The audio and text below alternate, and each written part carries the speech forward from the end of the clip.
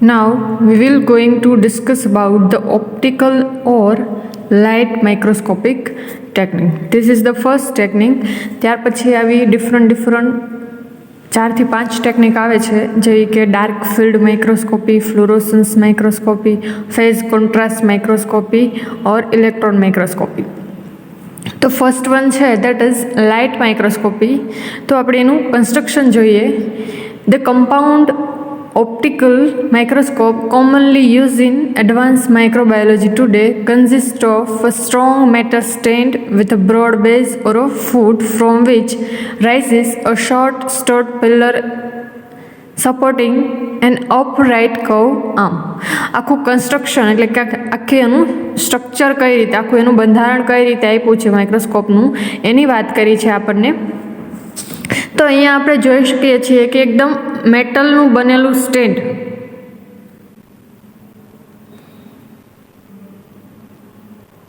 અહીંયા જે mechanical stage કરીને આપ્યું છે, બરાબર, એ સ્ટેજ કહી શકીએ આપણે, યા તો સ્ટેન્ડ કહી શકીએ, કે જેની ઉપર આપણી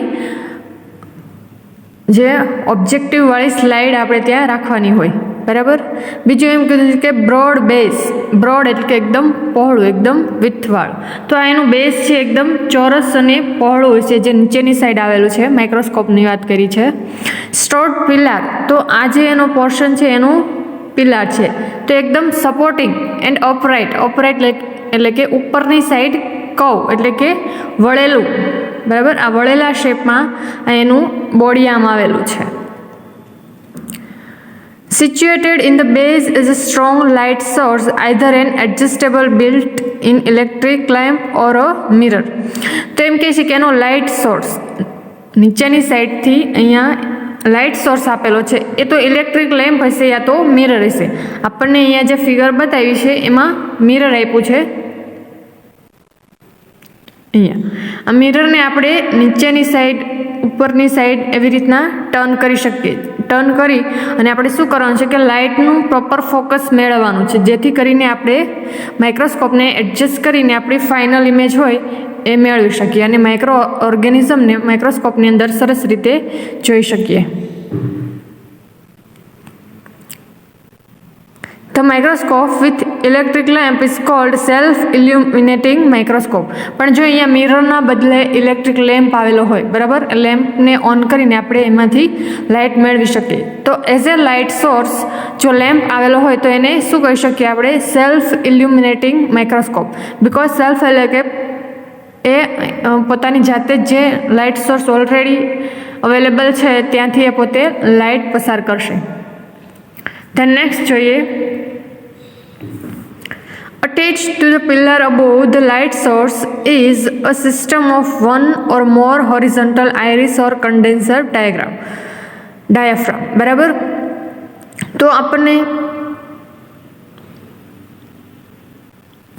લાઇટ સોર્સની ઉપરની બાજુ અને પિલ્લાર સાથે અટેચ થયેલું હોય એવું આઇરિસ યા તો કન્ડેન્સર ડાયાફ્રામ આપેલું હોય, બરાબર. એનું કામ શું છે? તો રેગ્યુલેશનનું એનું કામ છે. કોને રેગ્યુલેટ કરશે? લાઇટને. તો જે પસાર થતી લાઇટ છે, બરાબર, કે જે ડાયાફ્રામની અંદર એન્ટર થાય છે, તો જે જરૂરી હશે આપણું જે ઓર્ગેનિઝમ છે એને હાઈલી મેગ્નિફાઈડ વ્યૂમાં જોવા માટે જે લાઇટ સોર્સ જરૂરી હશે એને એન્ટર થવા દેશે, અને બાકીના જે અનડિઝાયરેબલ એટલે કે જરૂરી નથી એવા લાઇટના રેસ હશે, એવા પેરીફેરલ રેસ હશે, એને બહારની સાઈડ ઇલિમિનેટ કરી દેશે, બરાબર, એટલે કે રિમૂવ કરી દેશે. તો કન્ડેન્સરનું યા તો આપણે આઇરિસ ડાયાફ્રામનું કામ શું છે? તો લાઇટને ફિલ્ટર કરશે, બરાબર. જે નીડેડ ડિઝાયરેબલ લાઇટ છે એને અંદર આવવા દેશે, અને અનડિઝાયરેબલ એટલે કે જરૂરી નથી, બરાબર, કોઈનું રિફ્લેક્શન થઈ જતું હશે, કોઈનું રિફ્રેક્શન થઈ જતું હશે, ઇન શોર્ટ એ જે મેઇન ફોકસ એરિયા છે એની અંદર જે લાઇટ એન્ટર થતી નથી અને પેરીફેરલ એટલે કે આજુબાજુની સાઈડમાં એ જતી રહે છે, તો એ લાઇટને ઇલિમિનેટ કરી દેશે. તો આ ટાઈપનું એક સચ અ કાઇન્ડ ઓફ ફિલ્ટ્રેશન એ ટાઈપનું પ્રોસેસ કરશે. કોણ? કન્ડેન્સર, યા તો એને આઇરિસ ડાયાફ્રામ પણ કહી શકીએ. Above the diaphragm one or two lens vertically adjustable substage condenser this concentrate the light rays on the object. હવે ડાયાગ્રામ છે એની ઉપરની સાઈડ લેન્સ આવેલા છે 1 યા 2 યા તો 3 પણ હોઈ શકે છે. તો આ જે સબસ્ટેજ છે ત્યાં લેન્સ આવેલા છે કે જે લાઇટને કોન્સન્ટ્રેટ એટલે કે એની પર મેઇન ફોકસ થશે, જેના થ્રુ આપણે આપણું ઓબ્જેક્ટ એટલે કે જે માઇક્રો ઓર્ગેનિઝમ હોય એને આપણે પ્રોપરલી જોઈ શકીએ. અહીંયા જોઈએ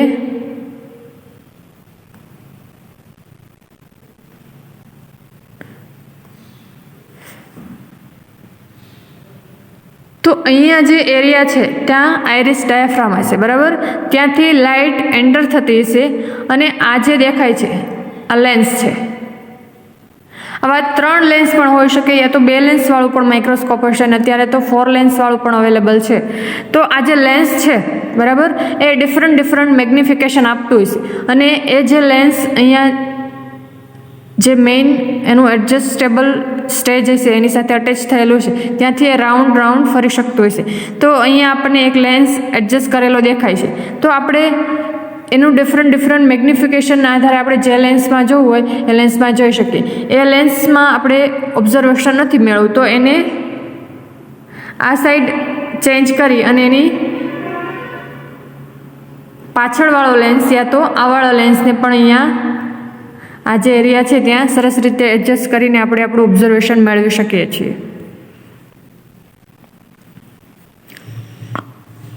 Above the condenser is the horizontal working platform or a stage of the instrument, some 3 to 4 inches square or circular with the opening in the center to admit light from condenser below. હવે કન્ડેન્સરની ઉપરનો area જે છે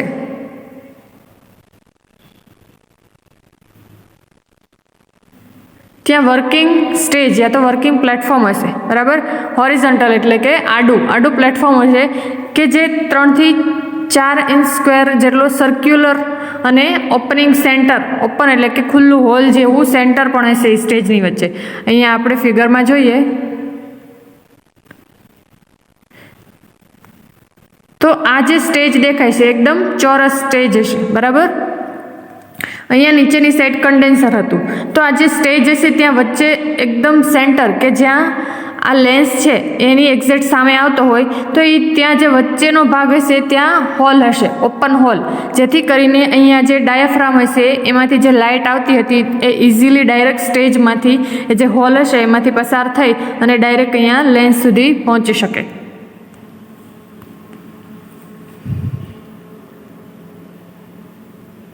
જેથી કરીને એ જે circular opening centre એ hall છે એ લાઇટને easily enter થવા દે. Object to be observed, for example, bacteria are placed on the upper surface of glass slide which are centered on the stage over the condenser. હવે આપણને એમ કીધું છે કે આપણું જે object છે એની પોઝિશન ક્યાં હોવી જોઈએ. તો આપણું ઓબ્જેક્ટ એટલે કે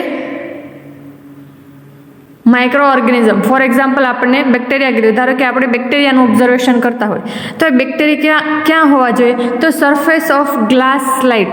ગ્લાસ એટલે કે કાચ, તો કાચની એક પતલી અને લાંબી ચોરસ સ્લાઇડ હશે એની ઉપર આપણું માઇક્રો ઓર્ગેનિઝમનું સેમ્પલ હશે, બરાબર. તો which are centred on the stage over the condenser. તો એને એ ટાઈપના એકદમ વચ્ચે મિડલ જે સેન્ટર પોઈન્ટ હોય ત્યાં એવી રીતના રાખવાનું અને કન્ડેન્સરની ઉપરની સાઈડ આવે, બરાબર. કન્ડેન્સર સ્ટેજની નીચેની સાઈડ હશે અને સ્લાઇડને આપણે સ્ટેજની ઉપરની સાઈડ રાખવાની છે. એક્ઝેક્ટ એટલે રાખવામાં આવે છે કે એ જે કન્ડેન્સરમાંથી જે લાઇટ આવે છે એ સેન્ટરમાં જે આપણે આગળ આપણે વાત થઈ હતી કે આ જે ઓપનિંગ હોલ હોય એમાંથી આ લાઇટ પસાર થઈને ડાયરેક્ટ ક્યાં ફોકસ થાય તો જે ગ્લાસની સ્લાઇડ હતી એની ઉપર જે બેક્ટેરિયા હતા એની ઉપર પસાર થાય. The mounting of the ocular and objective and all other parts of the microscope must therefore at all times be handled gently and never subjected to pressure, impact against object, excessive heat or cold, improper immersion, oil or solvent. તો આપણને એમ કીધું છે કે હવે આપણે આખું microscope set કરીને એને હેન્ડલ કરવાનું છે, બરાબર.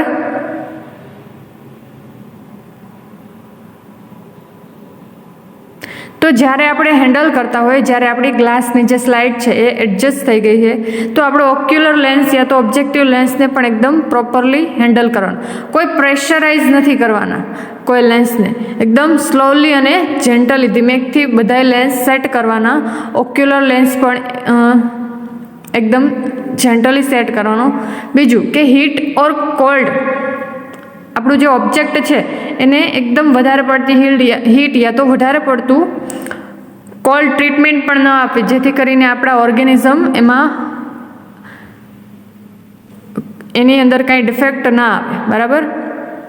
એન્ડ ઇમ્પ્રોપર ઇમર્સિયન ઓઇલ, આગળ આપણે વાત થઈ હતી કે અમુક આજે ઓર્ગેનિઝમ હોય એ ડાયરેક્ટ આપણે વિઝ્યુલાઇઝ કરી શકતા નથી, એના માટે કોઈ મીડિયમ જોઈએ, જેથી કરીને જે લાઇટ હોય, લાઇટની આપણે આગળ ડિફરન્ટ પ્રોપર્ટીઝ પણ જોઈ હતી.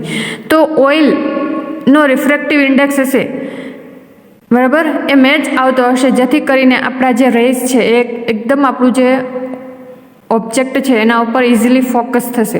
તો આપણને એમ કીધું છે કે ઇમર્સિયન ઓઇલ પણ ઇમ્પ્રોપર ન હોવું જોઈએ, પ્રોપર હોવું જોઈએ. એ જે આપણું વચ્ચે સેન્ટરમાં જે બેક્ટેરિયાનું સેમ્પલ ડ્રોપ હોય એની ઉપર આપણે oil easily and very properly spread કરવાનું, જેથી કરીને આપણે ઓર્ગેનિઝમને સરસ રીતે એકદમ ક્લિયરલી વિઝ્યુલાઇઝ કરી શકીએ. યા તો કોઈ ઓઇલ સોલ્વન્ટ, બરાબર, કે જે એકદમ સ્ટિકી હોય એ ટાઈપનું કોઈ સોલ્વન્ટ એના પર રહી ન જવું જોઈએ. આપણી જે ગ્લાસની સ્લાઇડ છે એને પણ આપણે પહેલાં વોશ કરવી પડે. આપણી ફિંગરથી એને ટચ કર્યું હોય યા તો કોઈ અનડિઝાયરેબલ પ્લેસ હોય કે જ્યાં ઓઇલ યા અધર સોલ્વન્ટ હોય એ ગ્લાસ સ્લાઇડ ઉપર રહી ગયા હોય, તો એવું ન થવું જોઈએ, જેથી કરીને આપણું ઓબ્ઝર્વેશન ઇમ્પ્રોપર આવે.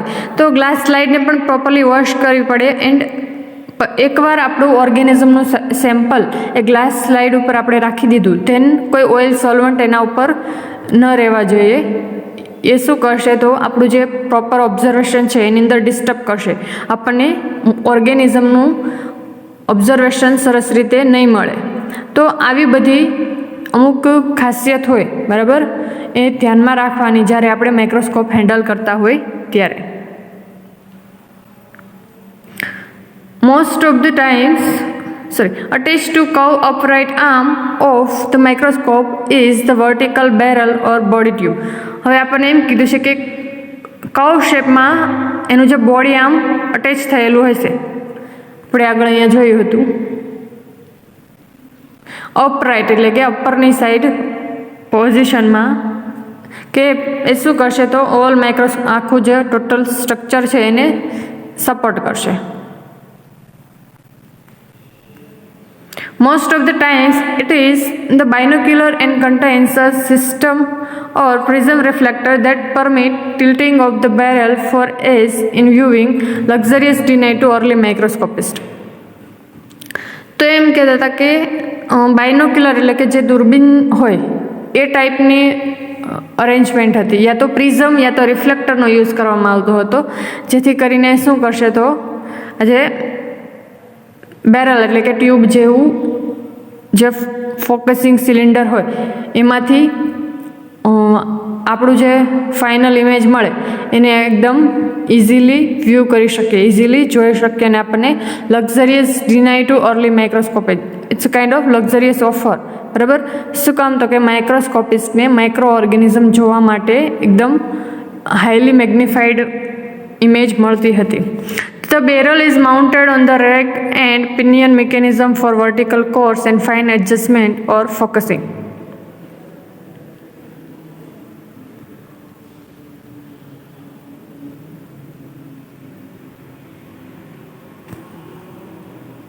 હવે આપણને ફાઇન એડજસ્ટમેન્ટ એન્ડ કોર્સ એડજસ્ટમેન્ટની વાત કરી છે, બરાબર. એ શેના માટે, તો કે ફાઇનલ ફોકસિંગ માટે. અહીંયા ફિગરમાં જોઈએ, આ જે અહીંયા આપ્યું છે ફાઇન એડજસ્ટમેન્ટ, બરાબર. આ જે રાઉન્ડ શેપમાં જે બટન દેખાય છે એને આપણે રાઉન્ડ રાઉન્ડ ફેરવવાનું, જેથી કરીને શું તો કે આખી જે સ્લાઇડ હોય એને આપણે અહીંયા સેટ કરી છે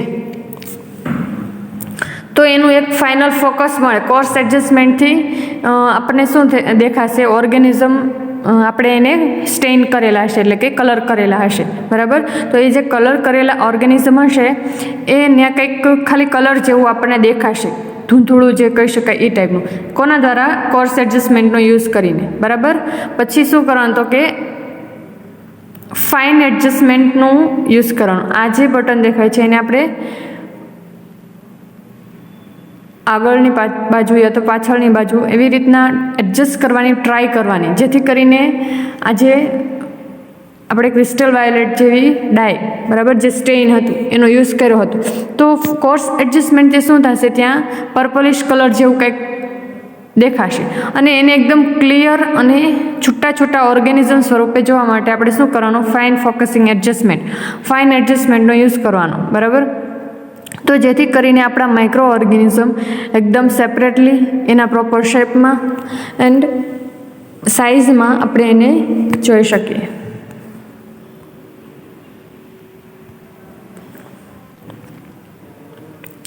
At the lower end of barrel is a 3-objective lens system commonly used with immersion oil and giving magnification of 90 to 100x.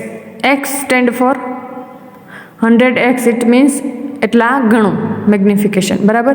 તો જે 3 ઓબ્જેક્ટિવ લેન્સ આવેલા છે એ શું કરશે તો કે ઓઇલ ઇમર્ઝનનો યુઝ કર્યો છે આપણે આપણા ઓબ્જેક્ટ ઉપર, ઓઇલ ડ્રોપ મૂક્યું છે જેથી કરીને આપણે હાઈલી મેગ્નિફિકેશન આપશે. અરાઉન્ડ કેટલું તો કે 19x યા તો 100x, એક્સ એટલે કે એટલા ગણું, તો 90 ગણું યા તો 100 ગણું આપણે એને જોઈ શકીશું. અહીંયા જે 3 મેગ્નિફિકેશન ઓબ્જેક્ટિવ લેન્સ આપ્યા છે, અહીંયા 2 દેખાય છે અને એક એની પાછળની બાજુ, એવી રીતના 3 લેન્સ અરેન્જ થયેલા હશે, બરાબર.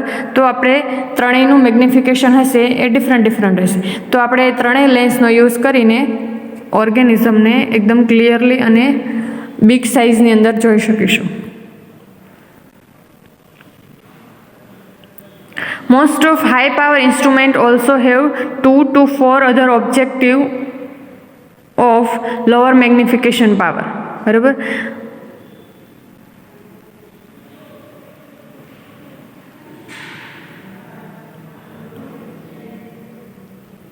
ટુ ટુ 4 લેન્સ પણ હોઈ શકે છે માઇક્રો ઓર્ગેનિઝમ. એની અંદર હાઈ પાવર લેન્સ યા તો લો પાવર લેન્સ પણ હોઈ શકે છે. તો લો પાવર લેન્સ હશે એનું મેગ્નિફિકેશન ઓછું હશે, અરાઉન્ડ કેટલું તો કે 10x યા તો 14x, એટલે કે 10 ગણું યા તો એનું 45 ગણું જેટલું જે ઓર્ગેનિઝમ હોય એ પોતે એની જેટલી સાઇઝ હોય તો એનાથી 10 ગણી મોટી દેખાશે.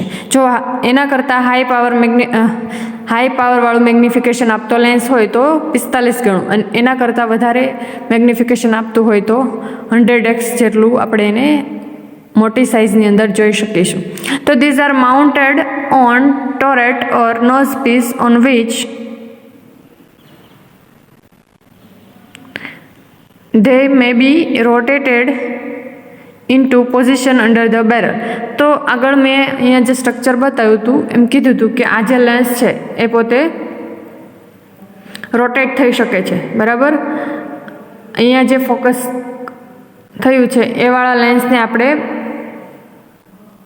અહીંયા લઈ શકીએ અને એની પાછળ જે લેન્સ છે એને અહીંયા લઈ શકીએ. તો આવી રીતના એ જે રોટેટ થઈ શકે છે જેથી કરીને આપણે કોઈ પણ એક લેન્સનો યુઝ કરીને આપણું ઓર્ગેનિઝમને ક્લિયરલી જોઈ શકીશું.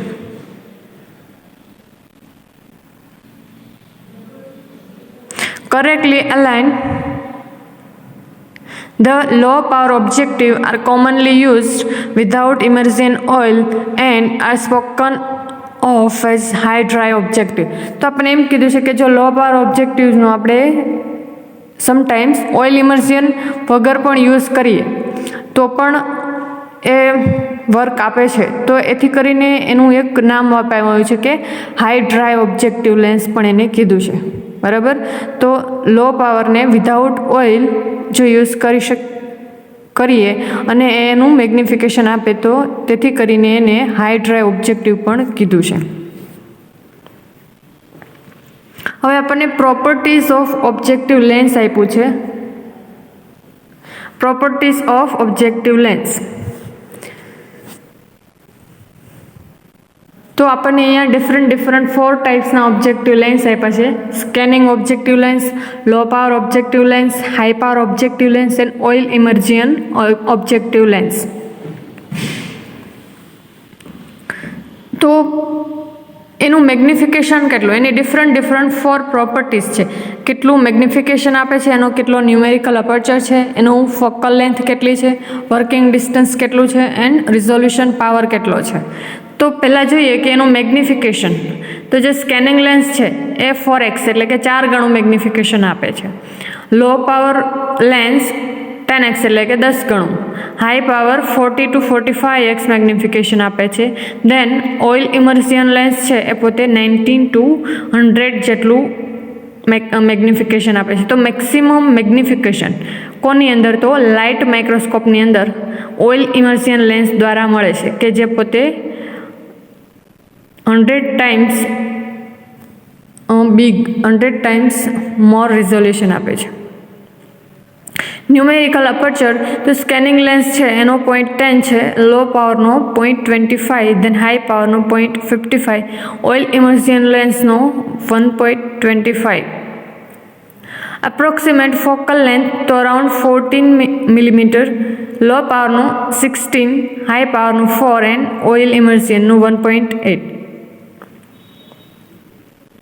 વર્કિંગ ડિસ્ટન્સ છે સ્કેનિંગ લેન્સની અંદર 17 to 20 મિલીમીટર જેટલું ડિસ્ટન્સ આપણે રાખીએ તો જેથી કરીને આપણે 4x બરાબર મેગ્નિફિકેશન મળી શકે. લો પાવરનું 4 to 8, હાઈ પાવરનું 0.5 to 0.7 એન્ડ ઓઇલ ઇમર્સિયનનું 0.1 જેટલું ડિસ્ટન્સ રાખવાનું.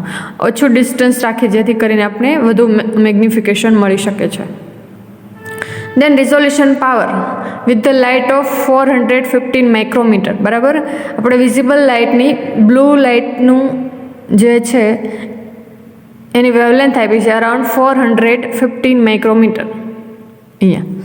બરાબર, તો આ લાઇટનો યુઝ કરીએ તો આપણને અરાઉન્ડ કેટલું રિઝોલ્યુશન મળે છે, તો 2.3 માઇક્રોમીટર જેટલું મોટું દેખાશે. એ જે ઓર્ગેનિઝમ હશે એની જે ઓરિજિનલ સાઇઝ હશે એના કરતાં 2.3 માઇક્રોમીટર બિગ સાઇઝ દેખાશે. એન્ડ લો પાવરનો યુઝ કરે તો 0.9, હાઈ પાવરનો 0.3 એન્ડ ઓઇલ ઇમર્સિયનનો 0.18. તો આપણે જોઈ શકીએ છીએ કે માઇક્રો ઓર્ગેનિઝમ પોતે એકદમ વેરી સ્મોલ સાઇઝના છે. બરાબર, માઇક્રોની સાઇઝ છે. તો એના માટે આપણે આ ટાઈપના ઇન્સ્ટ્રુમેન્ટનો યુઝ કરવો પડે છે કે જેથી કરીને આપણે એને બિગ સાઇઝમાં જોઈ શકીશું. તો આ ડિફરન્ટ ટાઈપ્સના લેન્સ આપ્યા હતા કે એ પોતે કેટલું મેગ્નિફિકેશન આપે છે અને કેટલુંક ઝૂમ થઈને આપણે એને જોઈ શકીએ છીએ જેથી કરીને આપણે એનું સ્ટડી ઇઝીલી કરી શકીએ એની વાત હતી. હવે ડિફરન્ટ માઇક્રોસ્કોપિક ટેકનિક પણ આપી છે કે જેના દ્વારા આપણે એનો યુઝ કરી અને ઓર્ગેનિઝમને સ્ટડી કરી શકીએ. એનું સ્ટ્રક્ચર હોય, એની મોર્ફોલોજી હોય, એનું અલ્ટ્રા સ્ટ્રક્ચર હોય એન્ડ ઓલ અધર કેરેક્ટરિસ્ટિક. બરાબર, તો એના માટે આપણને ફર્સ્ટ ટાઈપની ટેકનિક આપી છે કે જેનું મેગ્નિફિકેશન કેટલું છે, એનું ઓપિરિયન્સ આપ્યું છે અને એનું યુઝફુલનેસ. બરાબર, એનું ક્યાં આપણે યુઝ કરીએ છીએ એની વાત કરી છે. તો પહેલું છે કે બ્રાઇટ ફિલ્ડ માઇક્રોસ્કોપી. તો બ્રાઇટ ફિલ્ડ માઇક્રોસ્કોપી 1000 to 2000 જેટલું મેગ્નિફિકેશન આપી શકે છે. એની મેક્સિમમ રેન્જ આપી છે કે અહીંયા સુધીનું એ મેગ્નિફિકેશન આપી શકે છે, એના કરતાં વધારે નહીં. Appearance of specimen stained or unstained bacteria generally stain and appear color of stain. તો આપણે એમ કીધું છે કે જો એ સ્ટેઇન કરેલા હશે તો આપણે એને જોઈ શકીશું. સ્ટેઇન એટલે કે એક ટાઈપનો જે રિએજન્ટ આવે સ્ટેનિંગ રિએજન્ટ એનો યુઝ કરીને આપણે એને કલરિંગ કરવાનું. બરાબર, જેથી કરીને આપણે એને એની સાઇઝ અને શેપ જોઈ શકીશું. એનું યુઝફુલ, એનું એપ્લિયન્સ, બરાબર, એનો યુઝ ક્યાં છે? શેના માટે આપણે એને યુઝ કરી શકીએ? તો gross morphological features of bacteria, yeast, mould, algae, protozoa, આ ટાઈપના જે ઓલ માઇક્રો ઓર્ગેનિઝમ છે એની મોર્ફોલોજી એટલે કે એનું જે બાહ્ય દેખાવ જે કહેવાય, બરાબર, એની સાઇઝ છે, એનો શેપ, એની કન્સિસ્ટન્સી, ટ્રાન્સપરન્સી, એ બધું આપણે આ ટાઈપની માઇક્રોસ્કોપીનો યુઝ કરીને જોઈ શકશું. દેન છે ડાર્ક ફિલ્ડ માઇક્રોસ્કોપી. એ પણ 1000 to 2000 જેટલું મેક્સિમમ મેગ્નિફિકેશન આપી શકે છે. Generally unstained appears bright or lighten in an dark background, બરાબર. ડાર્ક ફિલ્ડ એટલે કે એનું જે બેકગ્રાઉન્ડ હશે એ ડાર્ક હશે અને ઓર્ગેનિઝમ કેવા દેખાશે? એની અંદર બ્રાઇટ એટલે કે લાઇટ. ઓર્ગેનિઝમ પોતે કલરલેસ દેખાશે અને બેકગ્રાઉન્ડ કેવું હશે? ડાર્ક. એટલે જ તો એને ડાર્ક ફિલ્ડ માઇક્રોસ્કોપી કીધી છે. તો એ શેના માટે યુઝ થાય છે? તો micro organism that exhibit some characteristic morphological features in living state and in fluid suspension. તો અમુક લિવિંગ સ્ટેટની અંદર અમુક ઓર્ગેનિઝમ, બરાબર, કે એનો મોર્ફોલોજી કેવી છે, એની મોર્ફોલોજીકલ ફીચર્સ, એનું સ્ટ્રક્ચર, કયા ટાઈપનો શેપ છે, એના માટે આપણને એક એક્ઝામ્પલ આપ્યું છે કે સ્પાયરોકેટ્સ, બરાબર. સ્પાયરોકેટ્સ નામ એટલે છે કે એ પોતે સ્પાયરલ શેપના છે. તો આવી રીતના ડિફરન્ટ બીજા પણ ઓર્ગેનિઝમ હશે કે જે પોતે ડિફરન્ટ શેપવાળા છે. તો આપણે એનું મોર્ફોલોજીકલ શેપ પણ સ્ટડી કરી શકીએ ડાર્ક ફિલ્ડ માઇક્રોસ્કોપીનો યુઝ કરીને. દેન છે ફ્લુરોસન્સ. એ પણ 1000 to 2000 જેટલું મેગ્નિફિકેશન આપે છે. Bright and colour of the fluorescence dye. તો આના માટે પર્ટિક્યુલર ડાય આપી છે કે એ ડાય શું કરશે? કે ઓર્ગેનિઝમને કલરિંગ કરશે. તો અહીંયા ફ્લુરોસન્સ ડાય આપી છે. એ ડાયનો યુઝ કરશું એટલે ઓર્ગેનિઝમ એકદમ ફ્લુરોસન્ટલી કલર્ડ થઈ ગયેલું. તો એનો યુઝ ક્યાં છે? તો કે diagnostic technique where fluorescent dye fix to organism reveals the organism's identity. તો ઓર્ગેનિઝમનું આઇડેન્ટિટી, બરાબર, એ પણ આ ટાઈપનું જ હશે, એનું મોર્ફોલોજીકલ આઇડેન્ટિટી, કે જેના સ્ટડી માટે આપણે ફ્લુરોસન્સ માઇક્રોસ્કોપી યુઝ કરી શકીએ. તો એના માટે શું કરવાનું? તો ફ્લુરોસન્ટ ડાયનું થી ઓર્ગેનિઝમનું ટેગ કરી દેવાનું, જેથી કરીને ઓર્ગેનિઝમ કલરવાળું દેખાશે અને આપણે એને ઇઝીલી ઓબ્ઝર્વ કરી શકીશું. Then phase contrast. એમાં પણ મેગ્નિફિકેશન 1000 to 2000 જેટલું છે. Varying degree of darkness. તો આમાં જે ઓર્ગેનિઝમ હશે એ આપણે જોશું તો એ ડાર્કમાં દેખાશે. એન્ડ એનો યુઝ શું છે? તો કે examination of cellular structure in living cell of the larger micro organism, for example yeast, algae, protozoa and sum bacteria. તો અમુક એવા બેક્ટેરિયા હશે, બરાબર, એના એક્ઝામિનેશન માટે, એના ઓબ્ઝર્વેશન માટે એનું સ્ટ્રક્ચર કેવું છે, બરાબર, ડિફરન્ટ શેપમાં હશે. રોડ શેપ છે, કોકાઈ શેપ છે, સ્પાઇરલ શેપ છે, ફિલામેન્ટસ શેપ છે. તો ડિફરન્ટ માઇક્રો ઓર્ગેનિઝમને ડિફરન્ટ શેપ હશે, બરાબર. તો એનો શેપ અને એનું સેલ્યુલર સ્ટ્રક્ચર સ્ટડી કરવા માટે. દેન ઇલેક્ટ્રોન માઇક્રોસ્કોપી. એનું મેગ્નિફિકેશન એકદમ હાઈ હશે.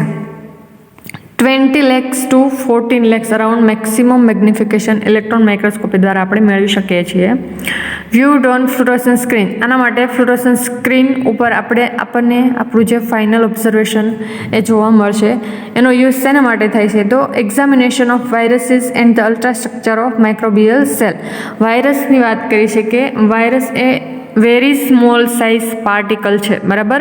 એના માટે એક માઇક્રોસ્કોપિક જે સિમ્પલ માઇક્રોસ્કોપિક ટેકનિક છે એ વર્ક આપતી નથી. તો એના માટે ઇલેક્ટ્રોન માઇક્રોસ્કોપિક ટેકનિકનો યુઝ કરવો પડે, બરાબર.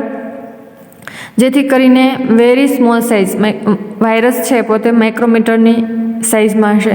તો માઇક્રોમીટર યા એના કરતાં પણ સ્મોલ સાઇઝ, બરાબર. તો મિનિમમ સાઇઝ હોવાથી આપણે એને બીજી કોઈ ટેકનિક દ્વારા ઓબ્ઝર્વ કરી શકતા નથી. તો એના માટે ઇલેક્ટ્રોન માઇક્રોસ્કોપિક ટેકનિકનો યુઝ કરવામાં આવે છે. Then ultra structure of microbial cell. માઇક્રોબિયલનું આપણે મોર્ફોલોજીકલ સ્ટ્રક્ચર પણ જોઈ શકીએ, પણ એનું અલ્ટ્રા સ્ટ્રક્ચર, એનું અંદરનું વોલ સ્ટ્રક્ચર, કે જેમાં કઈ રીતે carbohydrate, protein, lipid, amino acid, કઈ રીતે એનું સ્ટ્રક્ચરલ અરેન્જમેન્ટ છે, બરાબર.